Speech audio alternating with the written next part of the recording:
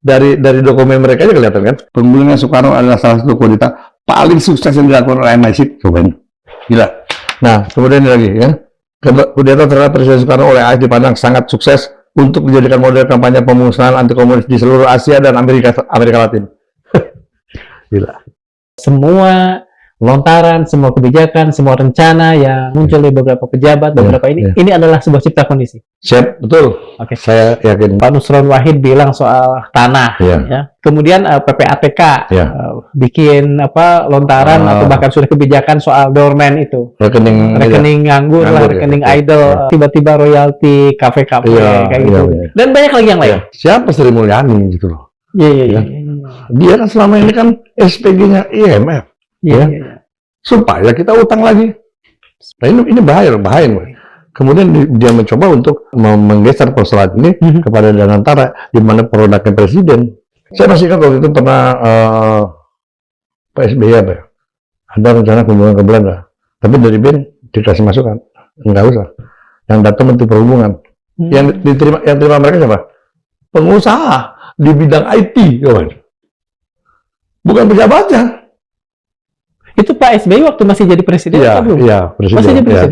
Tapi kita bilang jangan, karena nanti ada kerawanan. Tiba-tiba SBY tidak diterima kan mati. Kan? Saya yang sampai hari ini tergabung dalam Komite Utang Kehormatan Belanda, ya kan? Di mana tugas pokok kita adalah mendesak Belanda mengakui kemerdekaan di 1 Agustus, bahwa secara de jure dan de facto, ya kan? Itu tidak sedikit dihambat oleh pihak Debel, Pak. Seperti waktu kita mau ke Belanda, ketika itu Pak Samsi Siregar lah, kabinnya. Bahkan akhirnya Pak Samsi sendiri yang bantu kita. Depo sama sekali. Bahkan ada pejabat Depo yang mengatakan bahwa sudahlah, nggak usah bicara tentang hubungan kita sama Belanda. Saya jawab gini, ya kan? Dalam hubungan diplomasi antara dua negara, ya kan? Yang terpenting adalah kepentingan kedaulatan, nggak ada lagi. Pada 11 November 2006, dalam rangka peringatan 70 tahun Perjanjian Linggarjati, yang diselenggarakan seminar di Kuningan, Jawa Barat, di mana keynote speech adalah Menteri Luar Negeri Indonesia Dr. Hasan Wirayuda. Hasan Wirayuda berpendapat proklamasi kemerdekaan Republik Indonesia 17 Agustus 45 tidak sah karena mantan penjajah Belanda tidak menyetujui. Benar. Hasan Wirayuda bisa disebut dengan kudeta royal Belanda.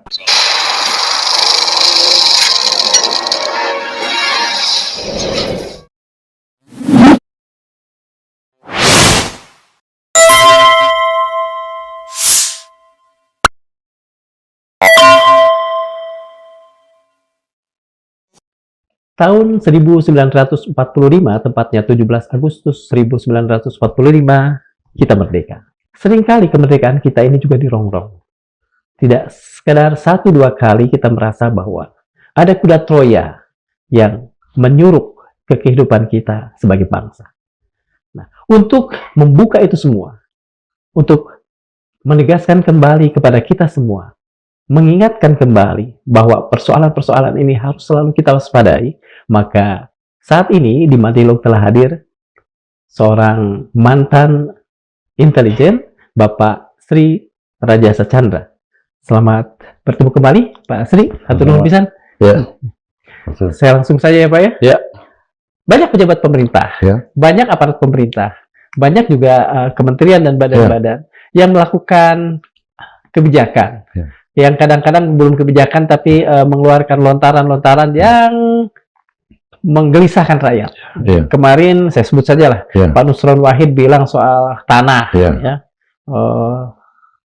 Saya secara verbatim tidak bisa mengungkapkannya, tapi pada intinya semua tanah itu milik negara lah ya, kayak gitu, bla bla bla bla. Ya, bahkan ada rencana tahun 2006 Girik yang tidak diselesaikan sertifikat. Oke, satu itu. Kemudian PPATK bikin lontaran atau bahkan sudah kebijakan soal doorman itu, rekening nganggur lah, rekening idol dihilangkan. Dan itu juga membuat rakyat gelisah, rakyat gundah. Kemudian yang kecil-kecil macam tiba-tiba royalti kafe-kafe kayak gitu. Dan banyak lagi yang lain. Kita akan perlu sekian lama untuk menginventarisasi hal-hal seperti itu. Bapak dapat nggak ada laporan dari lapangan bahwa ini sebuah cipta kondisi? Untuk katakan saja merongrong pemerintahan Indonesia yang saat ini dipegang ketika upaya untuk meresahkan publik dengan pendekatan ekonomi. Ya. Ya. Ini tentunya kita harus mewaspadai adanya campur tangan pihak lain. Ya. Karena dalam setiap perubahan besar yang terjadi di negeri ini selalu diawali dengan ras di bidang ekonomi. Ya. Pada saat Soeharto kemarin, dolar naik tiba-tiba sampai sekian. Ya, 16.000. Ya, gitu. Dan ini juga satu kondisi, ya, di mana rakyat yang sudah dihadapkan kesulitan begitu besar, kemudian dibebankan juga kepada pajak-pajak dan mungkin saja akan kehilangan hak-hak rakyat pada saat itu, seperti misalnya tanah. Kan? Nah, ini juga bagian daripada campur tangan asing.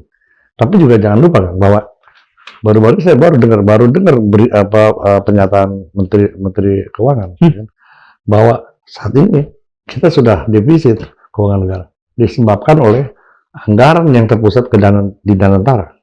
Nah, untuk menutup ini, maka sasaran kembali kepada rakyat. Pajak dinaikkan segala macam. Nah, kalau kita lihat siapa Sri Mulyani gitu loh. Iya. Dia kan selama ini kan SPG-nya IMF. Iya. Supaya kita utang lagi. Nah, ini bahaya. Kemudian dia mencoba untuk menggeser persoalan ini kepada Danantara, di mana produknya presiden. Dan itu pernyataan Sri Mulyani. Karena dana sekarang ini semua dialokasikan ke Danantara sehingga terjadi defisit. Nah, dilakukan upaya-upaya ini. Mengenakan pajak, royalti, segala macam. Nah, kemudian kita lihat siapa Sri Mulyani gitu aja. Ya kan? Ada kepentingan asing di balik itu. Jadi ada kemungkinan bahwa semua lontaran, semua kebijakan, semua rencana yang katakan saja muncul dari beberapa pejabat, ini adalah sebuah cipta kondisi. Siap, betul. Saya yakin bahwa ini karena kita, ya kan, mudah sekali dipecah belah. Belanda baru secara resmi mengakui kemerdekaan Indonesia 17 Agustus 1945 itu pada 2023 yang lalu. Artinya belum lagi, atau paling tidak baru 2 tahun yang lalu. Nah, dari sisi intelijen, apa arti strategis dari pengakuan ini selain tentu saja yang bermakna simbolik? Sebenarnya ada hal yang harus diperjelas ya kepada bangsa ini itu, bahwa pengakuan Belanda secara lisan yang disampaikan oleh sebentar saya lihat datanya oleh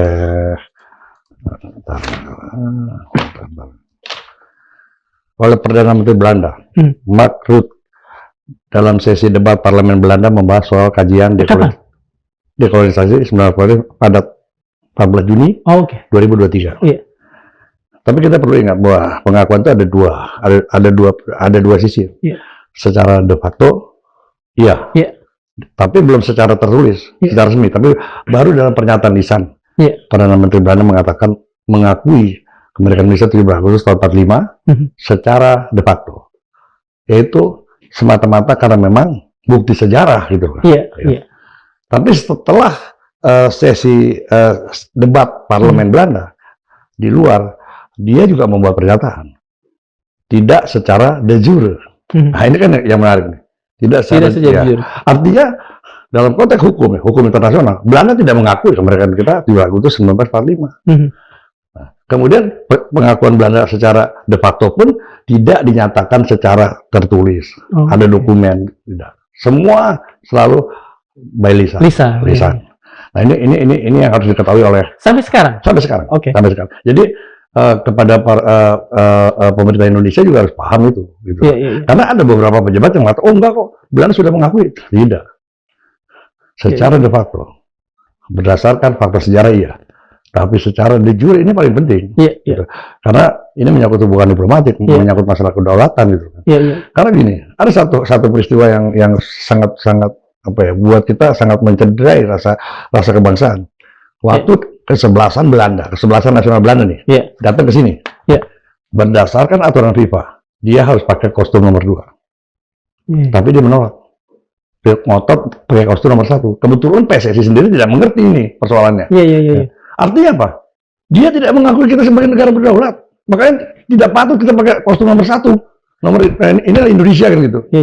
Jadi itu kapan kejadian? Sudah sekitar 5 tahun atau 6 tahun yang lalu. Nah, ini kan satu bukti kan, bahwa Belanda masih menganggap bahwa kita ini belum negara berdaulat, Gitu. Iya, iya, iya. Salah satu contohnya. Nah, kemudian ya kan seperti pernyataan Bung Karno ya kan, bahwa perjuanganku lebih mudah karena melawan penjajah, namun perjuangan kalian akan lebih sulit karena melawan bangsa sendiri. Nah, di sini yang dimaksud bangsa sendiri adalah tadi, karena Belanda tidak pernah ikhlas ya kan untuk kita mendapat kemerdekaan, maka dari itu Belanda selalu mencoba melakukan operasi intelijen, manuver bawah tanah. Memang betul, pasca konferensi meja bundar 27 Desember 1947, perang secara militer kita Belanda selesai. Tapi setelah itu, ya, Belanda melakukan operasi-operasi bersama-sama yang dikatakan pada tahun 42 dibentuk Abdacom. Amerika, terus British, Dutch, Australia, Komen. Ini gabungan. Iya. Sekutu lah ya. Sekutu, boleh sekutu ya. Nah, disinilah Belanda bermain di bawah tanah, bermain dengan operasi intelijen. Contoh kasus pemberontakan Madiun. Iya. Ini sangat 48. Pada 19 September 48. Ini menjelang agresi kedua. Nah, saya bacakan dokumen yang saya dapat. Jadi peristiwa Madiun itu tidak didalami oleh Uni Soviet. Itu adalah bagian. Meskipun nama yang musuh katakan ya, Indonesia Soviet kalau masalah ya. Karena memang pada saat itu musuh kan berada di Indonesia. Iya, pulang di Soviet. Tapi kedatangan ke Indonesia itu bagian daripada skenario Abdacom itu, kan? Jadi dari Rusia pada bulan Agustus 1948 mampir ke Praha, Ceko, untuk bertemu dengan Suripno dan Sekjen Partai Komunis Belanda yang namanya Paul de Groot. Ya. Nah, disinilah Paul de Groot mengatakan agar Partai Komunis tetap menjalin hubungan baik dengan Belanda. Keterlibatan Belanda dan pemberontakan diakui oleh Presiden Prabowo baru-baru ini. Dan dia juga mendukung dana untuk kepulangannya musuh. Ya. Jadi artinya apa? Kita sudah terkecoh. Dan ini juga ada di dalam dokumen yang telah dideklasifikasi. Di Belanda? Ya, ada. Ada ini sudah. Artinya dokumen yang sudah dideklasifikasi di Belanda? Bukan, di Amerika. Di Amerika. Ya. Nah, setelah itu, ya kan, ternyata pemberontakan Madiun sebagai upaya awal, sebagai batu pijakan awal untuk membuat konsentrasi pecah militer kita. Mereka masuk melakukan operasi, melakukan agresi militer kedua dari Desember 48 sampai Agustus 49. Iya. Dan ada yang menarik di sana. Perdana Menteri Amir Sarifuddin kemudian berangkat ke Madiun, dan betul. Ikut memimpin. Betul. Keterlibatan di situ. Dan saya nggak sebut satu batalionnya lah. Ya, batalion kita juga yang sepenuhnya terlibat di sana. Ikut kelompok PKI pada saat itu. Boleh disebutin nggak? Ini buat publik. Ya, jangan dulu. Karena ini memang ini dokumen sensitif. Sangat sensitif. Karena memang tidak semuanya gitu. Tapi batalion itu terlibat gitu loh. Bukan yang di Jawa Tengah itu ya kalau nggak salah? Iya. Ya nggak usah lah. Kalau Bapak keberatan, saya tidak akan membuka. Silakan. Nah, tahun 50 jelas ya kan bagaimana Belanda memanfaatkan Kenil, kemudian Laskar Cina, Po Antui, betul. Ya kan, untuk melakukan. Kenil ini kan orang-orang Indonesia yang masuk Belanda ya? Yang masuk Belanda. Ya. Nah, dan keturunan Arab ada beberapa contoh seperti Syarif Abdul Hamid Al-Qadri, belum tahu kan? Iya. Yang kemudian menjadi Sultan Hamid kedua di Kesultanan Pontianak, kan? Yang diakui juga sebagai pencipta Garuda Pancasila. Iya, oleh pihak Habaib. Nah, terlibat dalam kasus kudeta APRA, kan? Bersama Raymond Westerling. Nah, ini juga ternyata percobaan kudeta itu, dokumen yang saya dapat itu menggulingkan pemerintah Indonesia didalangi oleh Pangeran Bernhard. Belanda juga? Suami Ratu Belanda. Ratu Juliana ya? Tujuannya apa? Dia ingin menjadi raja muda di Indonesia untuk mewakili kerajaan Belanda. Tahun 50 nih, tahun 50 kan. Nah, kemudian ya, pada 11 November 2006 dalam rangka peringatan 70 tahun perjanjian Linggarjati yang diselenggarakan seminar di Kuningan, Jawa Barat, di mana keynote speech-nya adalah Menteri Luar Negeri Indonesia Dr. Hasan Wirayuda. Nah, dalam pidatonya menyampaikan, ini saya ambil semuanya teksnya kan. Kemerdekaan dimungkinkan dalam pengertian hak menentukan nasib sendiri apabila demand metropolitan power negara penjajah dapat menyetujui by agreement melalui kesepakatan kan. Jadi sesuatu yang merupakan akibat kesepakatan bukan merupakan hak, tetapi produk dari perundingan. Kalau pihak yang lain tidak setuju, maka kemerdekaan itu tidak akan ada. Artinya apa? Ini jelas kan bahwa Hasan Wirajuda berpendapat proklamasi kemerdekaan Republik Indonesia 17 Agustus 45 tidak sah karena mantan penjajah Belanda tidak menyetujui. Seperti itu interpretasinya. Iya. Dan ini disampaikan juga oleh pakar penulisan historiografi Bataru Tagalog. Benar. Hasan Wirajuda bisa disebut juga kuda Troya Belanda. Harus seperti ini. Dan itu ada. Tahun 2002. 2006. 11 November. Peringatan 70 tahun Perjanjian Ngarjati. Mengapa Pak Hasan Wirayuda, Menteri Luar Negeri kita saat itu, mengambil pendapat itu? Itu suatu persoalan yang memang harus kita perlu dalami. Tapi yang jelas, bahwa pernyataan Wirayuda itu artinya apa? Sejalan dengan keinginan Belanda untuk tidak mengakui kemerdekaan kita. Bahkan saya yang sampai hari ini tergabung dalam Komite Utang Kehormatan Belanda, ya kan? Di mana tugas utama kita ada, di mana tugas pokok kita adalah mendesak Belanda mengakui kemerdekaan di 17 Agustus, bahwa secara de jure dan de facto, ya kan? Itu tidak sedikit dihambat oleh pihak Deplu, Pak. Seperti waktu kita mau ke Belanda. Kapan itu, Pak? Maksudnya mau ke Belanda itu? Sudah tahun 2000. Ketika itu Pak Samsi Siregar lah, kabinnya. Bahkan akhirnya Pak Samsi sendiri yang bantu kita. Deplu sama sekali. Bahkan ada pejabat Deplu yang mengatakan bahwa sudahlah, nggak usah bicara tentang hubungan kita sama Belanda, karena ada hal penting yang menyangkut hubungan kita Belanda yang ke depan. Kita bilang, apa kira-kira hal penting? Dia nggak jawab. Cuman saya jawab gini, ya kan? Dalam hubungan diplomasi antara dua negara, ya kan? Yang terpenting adalah kepentingan kedaulatan, nggak ada lagi. Ya ketika negara itu tidak mengakui kedaulatan kita, nggak ada urusan. Karena kan harus berdiri sama harus kesetaraan. Dan itu ada dalam deklarasi Montevideo kan, di mana hak asasi negara. Rasa-rasanya kan agak saya ragukan pejabat pemerintah tidak mengerti hal-hal yang paling dasar soal kesetaraan ini. Kenapa itu bisa terjadi? Dibiarkan maksud saya? Jadi ya itulah seperti yang dikatakan Bung Karno, kemudian dikatakan oleh Letnan Jenderal T.B. Simatupang, bahwa kita sudah disusupi, Pak, oleh kepentingan Belanda, bukan hanya di kalangan aktivis, tapi di kalangan pejabat pemerintah. Di sini dikatakan oleh CBT dalam buku catatan harian, ya kan, Legend T.B. Simatupang, yang ditulis pada masa dia gerilya melawan agresi militer Belanda kedua. Ya. Judul bukunya Laporan dari Banaran.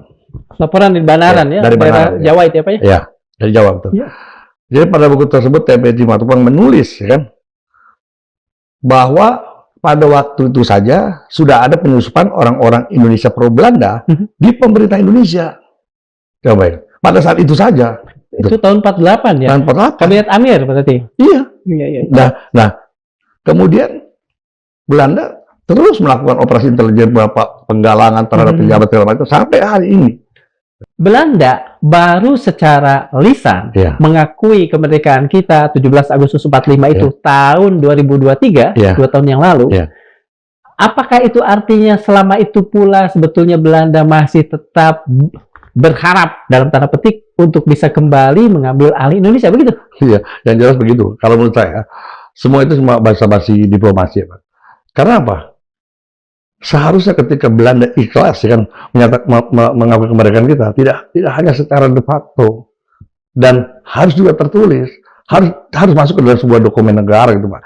Apalagi di situ dikatakan oleh Perdana Menteri pada saat dia bicara di forum debat dengan parlemen, di luar forum dia katakan langsung, Pak, ya kan? Tapi secara de jure tidak. Oke. Ini ada satu bukti, ini kelicikan, Pak, kelicikan Belanda kan. Nah, dari situ sudah kelihatan bahwa sampai kapanpun Belanda tetap berharap, ya kan, bekas negara jajahannya kembali kepada Belanda. Contoh, ANPO, Pak. Iya, ANPO yang Bapak sering katakan sebagai apa namanya asosiasi dari eksil-eksil beberapa negara itu. Nah, ANPO kan itu kan berada di Den Haag, dibiayai oleh pemerintah Belanda untuk menaungi gerakan-gerakan separatis yang ada di Indonesia. Coba, ini kan sudah kelihatan, Pak, bahwa selalu ada upaya untuk merongrong kewibawaan, merongrong kedaulatan Republik Indonesia. Kemudian yang sebelumnya Pak, sebelumnya kita lihat ada satu peristiwa ya, di mana Belanda ya, memprakarsai sebuah kegiatan yang dinamakan Tribunal Internasional 1965. Oh, Yang oke. diselenggarakan Tribunal untuk persoalan PKI waktu itu ya. Ya kan 65, ya, yang dilaksanakan di Belanda tanggal 13 sampai 15 November 2015. Melibatkan tokoh Indonesia, Profesor Dr. Todung Mulya Lubis dan Nur Sahbani Kaca Sungkana.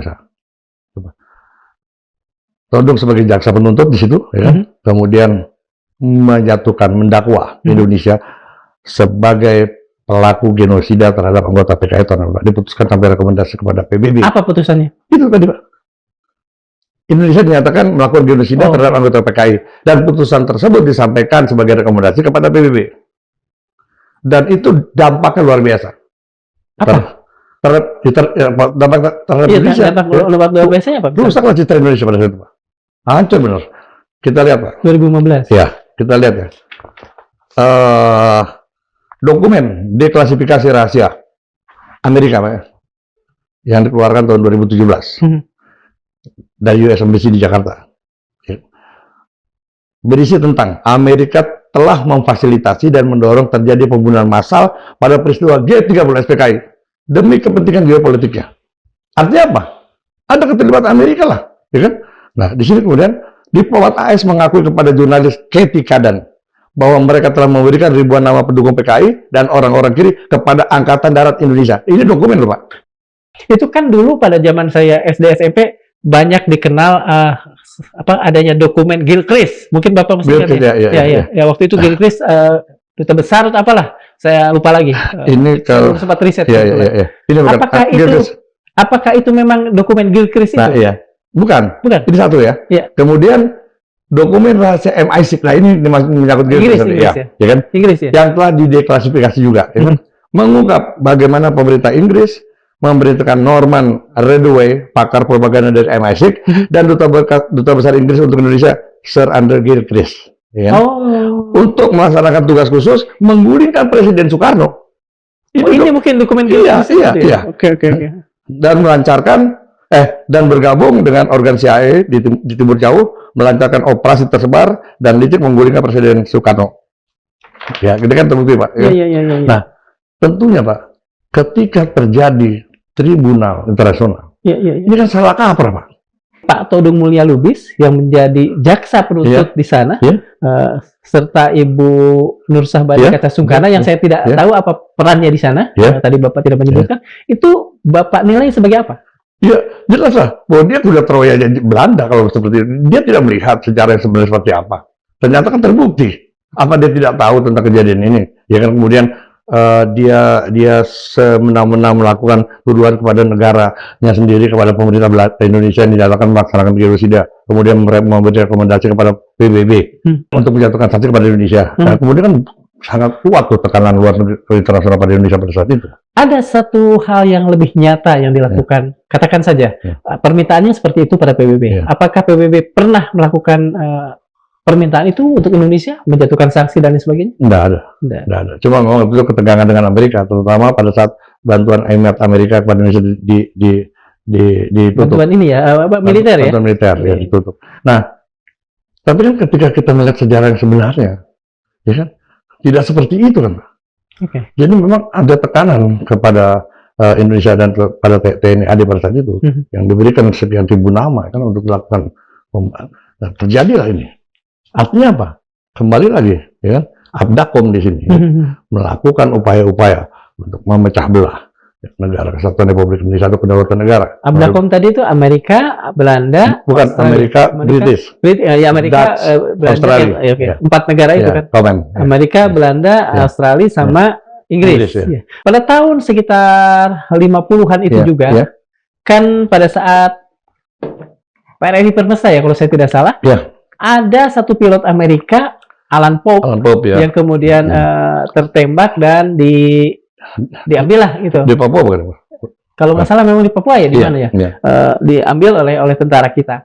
Tetapi saat itu kan Pak Karno justru membebaskan beliau. Dalam konteks apa sebetulnya? Bisa nggak dijelaskan ini? Ya. Apakah itu artinya ini bagian dari Abdakom, kemudian ketika sudah ditangkap, tiba-tiba Indonesia didesak untuk melepaskan, atau gimana? Ya jelas, ya jelas memang apa namanya operasi militer tertutup dari Abdakom ini terus terjadi ketika terjadi konflik-konflik sektoral di Indonesia. Itu terjadi, Pak. Jadi karena contohnya contoh yang paling sangat terlihat sekali pada saat Surabaya, Pak. Pertemuan Surabaya. Itu kan agresi pertama. Oh iya, Surabaya ini, Pak, pertemuan Surabaya itu. Kan? Itu kan sangat terlihat sekali. Yang datang Inggris. Ya. Tapi didompleng oleh tentara Belanda 200.000 loh, Pak. Kemudian ditambah 1 divisi pasukan Australia. Coba ini. Semua itu bukan dalam rangka menyelesaikan persoalan konflik kita sama Jepang. Yang ada apa? Ingin mengembalikan kekuatan Belanda di Indonesia. Ya. Tapi semua terlibat, Australia terlibat di situ, Inggris apalagi. Itu kan pasukan Inggris, Australia, Belanda, ya. Dilawan oleh pasukan bonek. Iya, bonek ya. Bonek, benar. Itu artinya sebetulnya kekuatan kita hebat, Pak. Luar biasa. Nah, inilah terus terang, Pak, peran Islam di situ sangat kuat. Kalau tidak ada resolusi jihad dari Hasyim Asy'ari, mungkin hancur itu. Tapi begitu ada resolusi jihad dari Hasyim Asy'ari, bahwa penduduk atas 90 km dari datangnya musuh, fardu ain harus melawan. Jadi yang terjadi apa? Itu semua orang-orang pesantren, santri-santri terlibat. Tentara Indonesia kalau nggak salah cuma 1 batalion. Berapa orang, Pak? 1.000 ya? 1 batalion 700, Pak. 700 orang. Iya. Kan baru saja dibentuk. Menghadapi tadi katanya 200.000. Wah, itu, Pak, jangan tanya itu. Itu memang kekuatan full power sekutu. Dan kita bisa menewaskan Malawi waktu itu, ya, hebatnya. Iya. Jadi ingat saya. Kita mesti ingat ya, bahwa inilah yang menyatakan bahwa Indonesia itu bangsa pemenang. Indonesia dibilang dijajah 350 tahun, bohong. Iya. Dari mulai kapan? Perquil aja tidak mengakui itu. Iya. Sejarawan Belanda kalau kita mau mengakui kan, sejak 1745 kita tidak pernah terkalahkan. Setelah itu datang Inggris, pemenang Perang Dunia Kedua, Pak. Jenderalnya mati 2 orang, Pak. Malawi sama? Satu lagi di atas pesawat, itu jadi administrasi tuh. Oh. Dia tidak, tapi dia bintang 1. Iya. Jatuh pesawatnya, tembak. Dan kalau kita mau gali lagi sejarah, yang nembak tuh guru ngaji pakai senjata Jepang, kenal. Ini ada satu kesalahan daripada pasukan sekutu ya dalam melihat artinya kalau dalam militernya cumemu, cuaca medan musuh. Mereka tidak tahu bahwa pada saat itu hampir semua penduduk di Surabaya itu pegang senjata. Dari mana? Rampasan Jepang. Iya. Bahkan berlebihan bikin ke Bandung senjata itu. Nah, ini yang nggak dilihat. Begitu dia datang, dia lawan. Karena pegang senjata semua. Iya. Sempat kibar bendera putih kan, diusir berangkat. 10 November balik dengan armada yang kapal laut, kapal terbang yang full power. Iya. Kan? Dia minta 1 pembunuh Malawi harus diserahkan, nggak mau. Akhirnya terjadi peperangan, Pak. Luar biasa. Pertemuan Surabaya sebagai bukti bahwa bangsa kita bangsa pemenang. Itu Inggris loh, main Inggris. Orang di mana-mana nggak pernah kalah. Jenderalnya di sini mati. Gitu. Ya sebetulnya kita jangan pernah kecil hati ya. Ini kan satu prestasi militer yang besar. Betul. Yang dilakukan oleh orang-orang yang tidak terbiasa memegang senjata sebetulnya. Jadi ada juga kalau saya melihat di dalam sejarah, di dalam penulisan sejarah kita, ada upaya untuk menghilangkan peran Islam, peran santri dalam memperjuangkan dan mempertahankan kemerdekaan. Terjadi itu. Ensiklopedi sejarah yang dibuat oleh Kementerian sebelum Kementerian Kebudayaan ini, itu memang kan menghilangkan bahkan resolusi jihad, yang kemudian dikritik oleh orang yang sekarang menjadi Menteri Kebudayaan sendiri, Fadli John, kalau saya tidak salah. Tapi akhirnya juga tidak dalam penulisan historiografi sekarang tetap aja nggak muncul, ya kan? Padahal peran ulama, peran santri dari semenjak zaman penjajahan. Ada satu bukti yang sangat kuat nih, Pak. Kenapa Belanda begitu ngotot untuk dibuat sekolah umum? Itu kan karena apa? Karena santri dari pesantren yang pakai sarung itu gak pernah mau kalah. Makanya dibuat sekolah umum pakai celana panjang, gitu loh, Pak. Kemudian anak-anak tokoh-tokoh dari pribumi disuruh masuk sekolah itu, sampai seperti itu. Jadi pembentukan sekolah umum oleh Belanda itu dalam rangka meredam keluar biasaannya santri. Ya. Kan? Jadi memang semua itu nggak.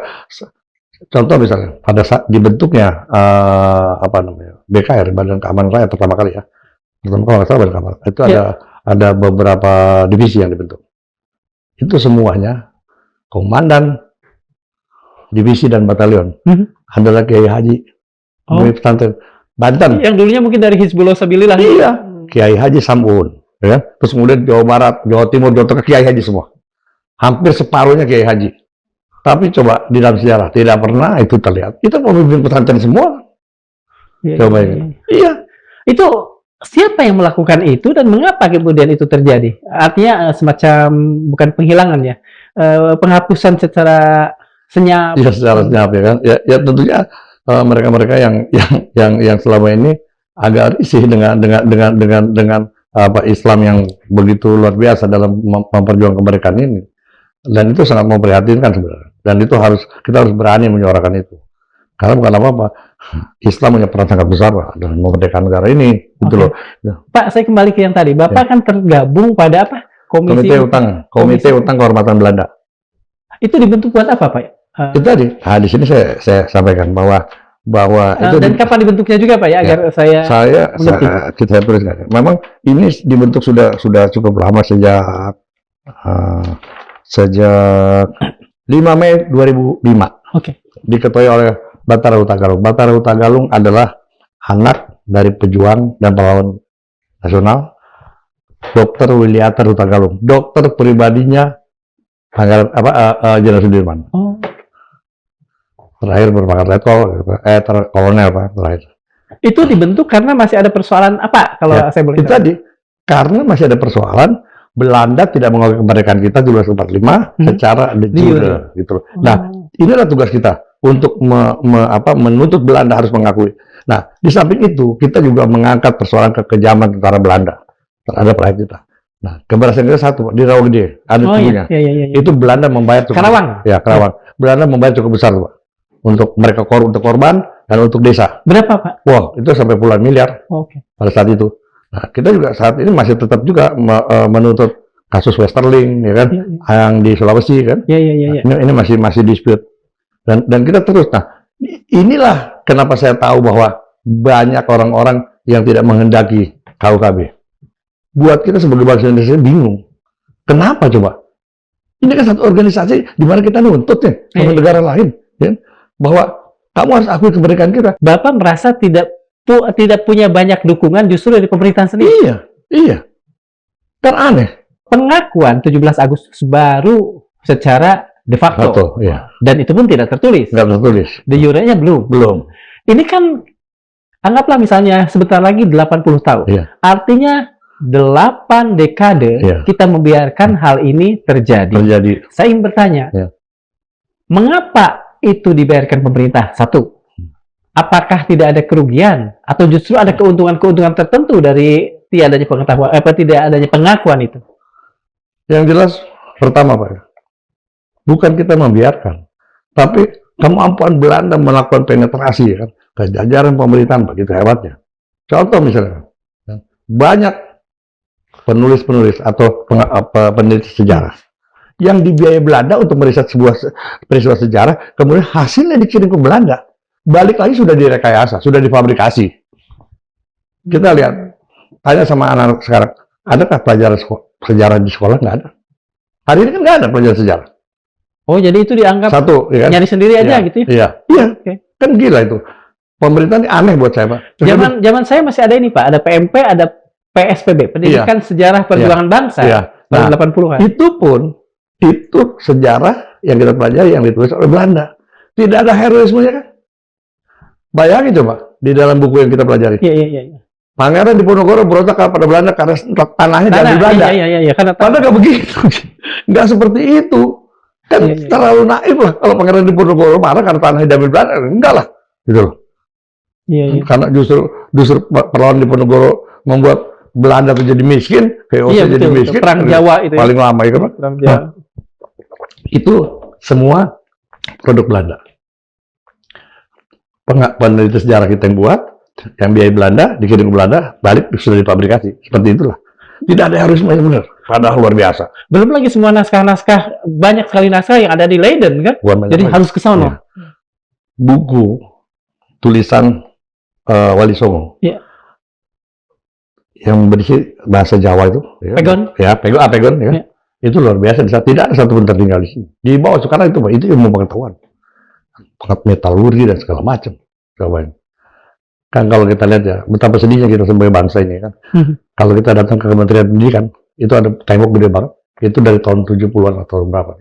70-an. Itu anak Indonesia juara matematik, juara olimpiade matematik bisa. Luar biasa. Kemana tuh mereka semua? Gitu. Artinya apa? Itu membuktikan bahwa bangsa Indonesia tidak terbang dari zaman dulu.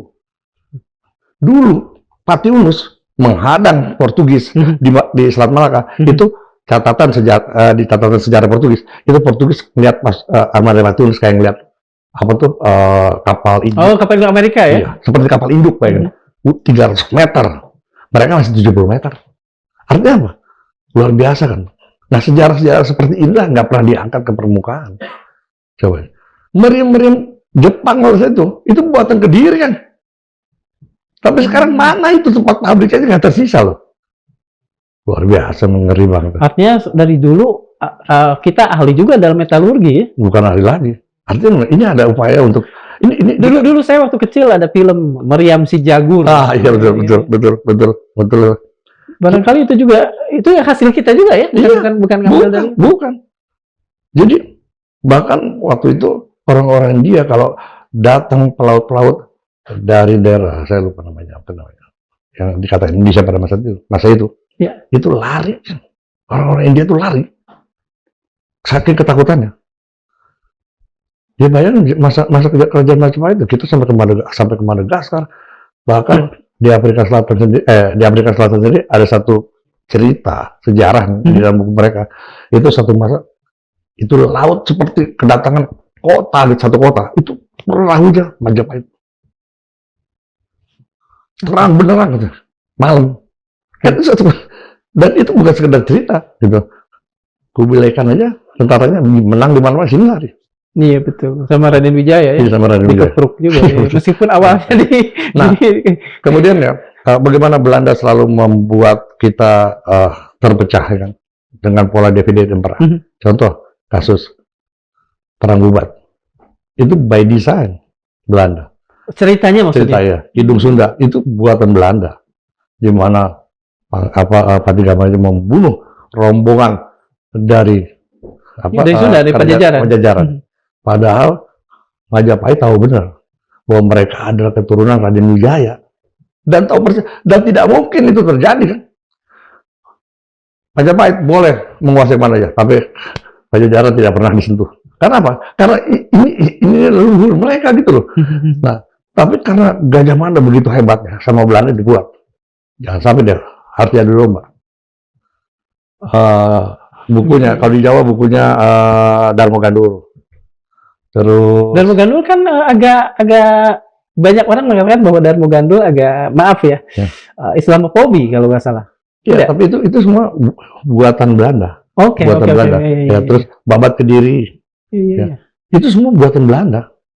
Gatoloco mungkin. Gatoloco ya. Itu buatan Belanda semua. Sampai-sampai ya, kan tahu lah bagaimana sebagai orang Sunda ya. Itu konfliknya sampai nama jalan. Iya betul. Jalan itu membekas. Paling tidak di atas saya satu generasi itu masih sangat membekas. Sampai seperti itu. Kalau kata ibu bapak saya dulu orang Sunda dilarang kawin. Nanti nggak beres seperti itu. Ya, ternyata memang sampai terjadi semacam persoalan sampai situ. Kalau soal 80 tahun itu kan fakta. Ya. Tapi apa yang membuat Belanda justru kemudian seolah sangat, saya pakai tanda petik, menyayangi Indonesia. Belanda juga yang bikin Intergovernmental Group on Indonesia. Yang waktu itu si Prongnya terkenal. Tapi dibubarkan oleh kita kan? Zaman Pak Harto? Iya, zaman Pak Harto, betul. Karena kan jadi CGI kemudian konsultatif grup di Indonesia. Kemudian berkembang menjadi apa sekarang IMF segala macam. Ya itu. Nah, kenapa ini mereka lakukan? Ini kan hanya untuk mengeksploitasi. Artinya apa? Tidak menyelesaikan masalah. Dia kasih pinjaman sama kita tapi dengan bunga. Akhirnya gali lubang tutup lubang kita di sini. Dari IGGI inilah ya kan kita terpuruk ekonomi kita. Makanya dibubarin, maka JP Prongula yang ngancam Soeharto pada saat itu. Dibubarin sama Soeharto. Iya. Iya betul. Ya, Itu ya. tahun 90-an. Ini kayak semacam jebakan setan Ejija. Dari kurun waktu 80 tahun lalu Ya. sampai sekarang itu masih ada, katakan saja kasus-kasus atau juga masih ada persona-persona yang dalam tanda petik Ya. menjadi kuda Troya Ya. dari kepentingan-kepentingan asing atau Ya. Belanda ini. Ya. Apakah itu masih ada saat ini, Pak? Kalau Ya, saya boleh tahu. Maksud saya ya. tidak bertanya kepada Ya. Bapak sebagai Ya. pengamat. Ya. Saya bertanya pada Bapak sebagai seorang mantan anggota BIN. Ya. Dan ini saya rasakan sekali ya. Bukan hanya sebagai mantan anggota BIN, tapi sebagai anggota KUKB. KUKB-nya tadi, betul. Begitu kuat ya kan upaya mereka kalau bisa dibubarin KUKB. KUKB. Ya. Bahkan maka saya bilang seorang dirjen di Deplu, sudahlah, nggak usah lagi bicara tentang hubungan Indonesia Belanda. Clear, dia bilang. Karena ada hal yang lebih besar yang nanti akan kita lakukan sama Belanda ke depan. Loh, kita bilang dalam konteks hubungan diplomatik ya kan, yang tertinggi adalah kedaulatan. Diam dia langsung. Bapak saat itu pernah bertanya pada yang bersangkutan, apa yang dia maksudkan dengan sesuatu yang lebih besar itu? Tapi dia tahu bahwa kita memperjuangkan, menuntut Belanda harus mengakui kemerdekaan kita. Itu yang paling dia nggak suka. Oke. Artinya kan jadi kita jadi bertanya-tanya, ini dia orang Indonesia apa bukan? Dia cinta bangsa ini apa enggak gitu loh. Kecenderungan-kecenderungan seperti itu yang kemudian membuat ada banyak kalangan yang mencatat bahwa apalagi tadi Bapak mengatakan Pak Hasan Wirayuda misalnya pada saat itu pasti itu. Apakah itu yang membuat, katakan saja Kementerian Luar Negeri saat itu di bawah pimpinan Pak Hasan Wirayuda seolah-olah hanya memiliki target minimalis dalam persoalan ini? Yang jelas seperti itu. Jadi memang mereka tidak pernah berharap Belanda mengakui kedaulatan kita secara de jure kalau seperti itu. Bahkan kita dituntut untuk terima aja lah, ya kan? Lalu kalau kita terima, artinya kan itu kan martabat bangsa. Kenapa dia minta kemerdekaan kita tahun 49? Karena dia tidak ingin agresi dia dianggap melakukan invasi kepada negara berdaulat kan gitu kan? Ya? Dan kan dia lakukan 45, kemudian dia lakukan 47 ya, 47 sampai 49. Nah, dia minta kita merdeka 49. Itu kan cuma alasan dia aja, alasan mereka. Agar operasi militer yang dilakukan 1-2 tidak dilakukan kepada sebuah negara berdaulat. Nah, satu hal yang menarik lagi. Apa implikasi hukum? Sebuah invasi yang dilakukan satu negara ke negara berdaulat. Luar biasa tuh, luar biasa. Harus secara ekonomi, ya kan? Secara hukum, ada sanksi yang harus diberikan kepada Belanda, gitu loh. Dia harus menggelar papasan perang dan segala macam kan. Nah, ini yang paling dia takutin. Kemudian yang menarik lagi dari persoalan upaya mereka terhadap Indonesia. 2 hari sebelum 10 November 45, Inggris tuh menandatangani kesepakatan hak asasi manusia loh, negara asasi 10 November dia bombardir Surabaya habis-habisan. Itu, Pak. Artinya apa? Ada standar ganda yang selalu digunakan oleh mereka. Ya munafik lah ya Pak. Iyalah, ketika dia melakukan itu kepada negara-negara yang baru merdeka nggak ada urusan. Tapi ketika kita melakukan sesuatu kepada mereka, pelanggaran HAM.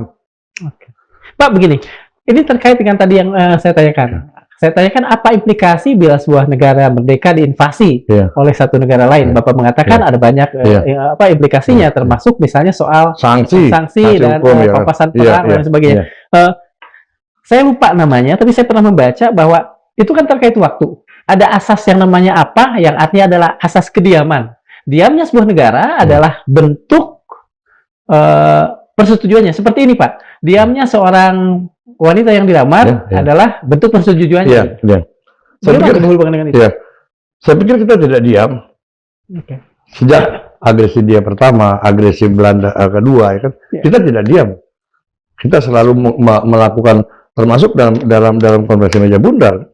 Ya, seharusnya karena pada saat itu di mana sekutu begitu mendominasi ya akhirnya kita menerima konvensi meja bundar sebagai kesepakatan berakhirnya konflik bersenjata. Yang kedua cuma itu saja gitu ya. Kita tidak ini, tapi setelah itu upaya-upaya termasuk juga di KUKB ini kan termasuk upaya-upaya untuk menyuarakan bahwa kita ada satu bentuk invasi militer kepada sebuah negara berdaulat ya. Yang artinya bahwa itu PBB harus kasih sanksi. Ya.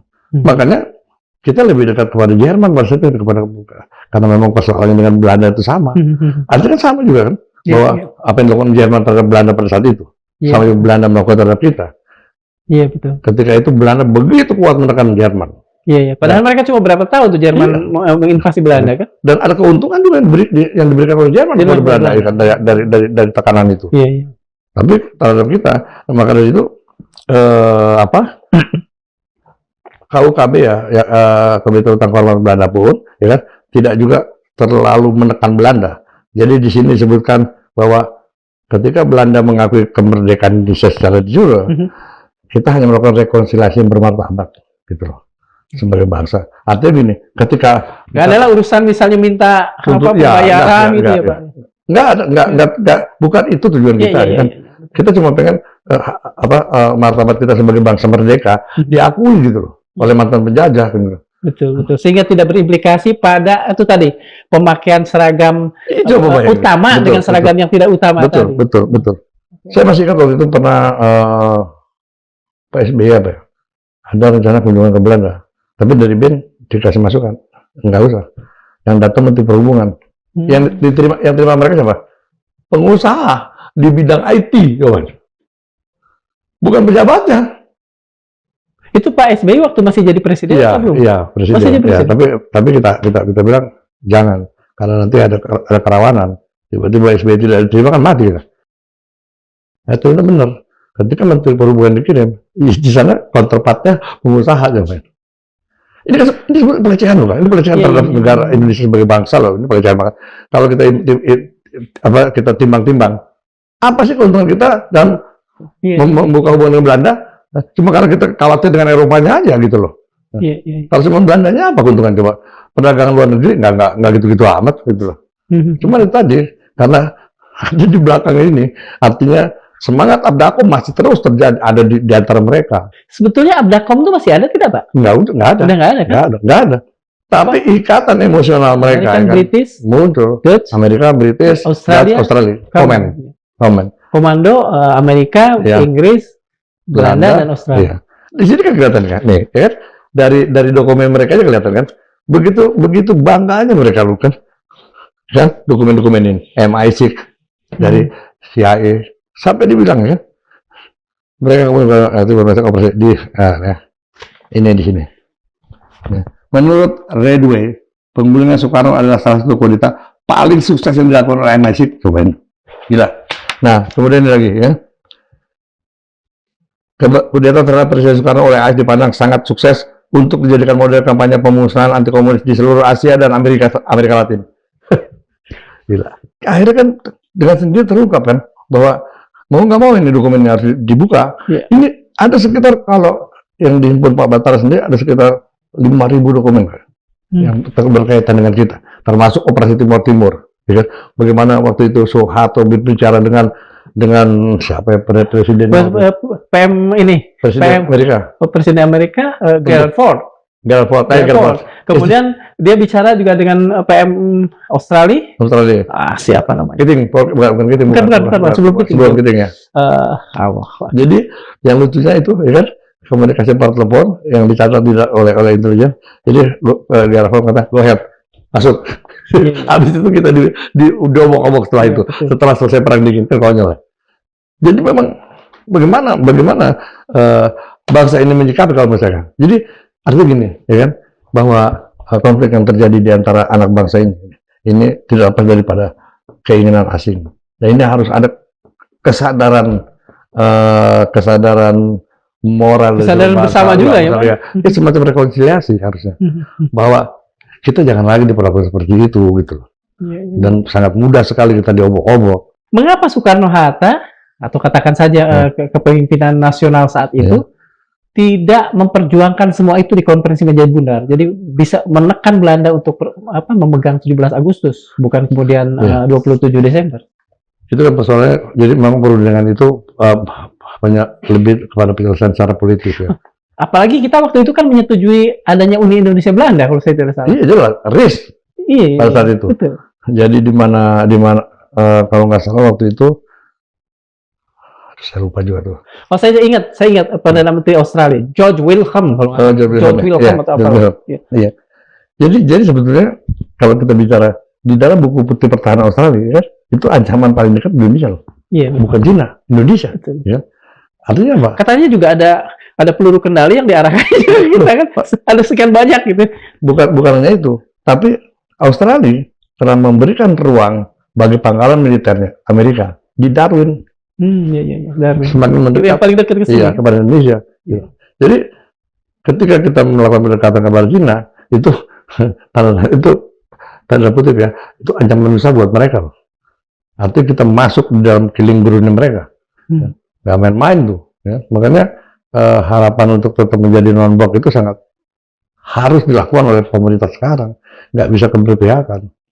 Non-blok yang aktif ya Pak ya? Iya jelas. Iya. Dulu juga kita aktif kan, kita non-blok, tapi Iya, kita betul. melakukan apa pengiriman pasukan perdamaian, misalnya kan ikut terlibat dalam upaya perdamaian, itu. Tapi ketika kita mulai berpihak, ya main-main. Karena bukan apa-apa, apalagi kalau kita lihat terus terang ya, Presiden Prabowo dalam tanda kutip nasionalis, ya. Itu paling komunis gak suka, kapitalis gak suka. Kayak contoh Nazi aja, Nazi. Itu nasional sosialis kan udah kelihatan seperti apa. Itu musuhnya dua pihak ini. Yang kita khawatir, kalau misalnya terlihat bahwa ada kecenderungan Prabowo nasionalisme radikal, bisa jadi satu tuh mereka ngantem kita. Ya kan? Itu memang udah sudah apa namanya garisan sejarah. Nggak bisa enggak. Terima kasih Pak. Pengakuan 17 Agustus 1945 dari Belanda itu bukan hadiah dan bukan pula tanda selesai. Ya justru bukti bahwa selama ini kita terlalu lama membiarkan sejarah dipalsukan di depan mata, sambil sebagian dari kita ikut menutup mata. Ini bukan soal diplomasi manis atau basa-basi politik. Ini soal harga diri bangsa, soal nyawa yang diambil di Rawagede, soal darah yang tumpah di Sulawesi Selatan, dan soal para pengkhianat yang membuka gerbang bagi musuh yang pernah kita usir. Nabi Muhammad SAW mengingatkan, seorang muslim tidak akan jatuh ke lubang yang sama dua kali. Dan George Santayana, filsuf yang tajam itu, menulis, those who cannot remember the past are condemned to repeat it. Maka tugas kita jelas, ingatlah masa lalu, uruslah masa lalu, dan pastikan kita tidak menggali lubang yang sama, sebab bangsa yang membiarkan sejarahnya berantakan sedang menggali liang lahatnya sendiri. Kita akan bertemu lagi pada kesempatan lain. Sobat Madilog, saya ingin mengakhiri pembicaraan ini dengan satu pepatah petiti dari Sunda. Urang tenden di handulem sieum, urang tunda di hanjuang siang, paranti nyokot ninggalkeun. Assalamualaikum warahmatullahi wabarakatuh. Waalaikumsalam warahmatullahi wabarakatuh.